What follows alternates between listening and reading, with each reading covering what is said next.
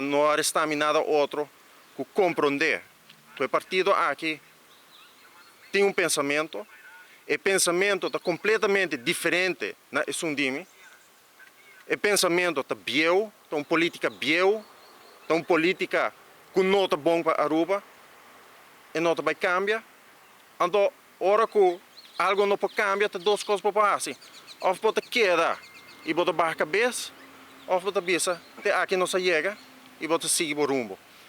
E essa é a decisão que eu tomei era, eu não prosseguir com a AVP, eu ainda me confirmar essa aqui, dei um mail que me manda para o líder do partido, e dia eu me tomo contato com o refiro do parlamento para me encaminhar e caminhar para me portar um parlamentário independente, para assim me seguir servir a Aruba de melhor maneira que me porto, com mi pen, com um lenga scarpe, papiando verdade, invitando abo para abo lesa para o mês, para abo da crítico e para o nota loyal cegamente.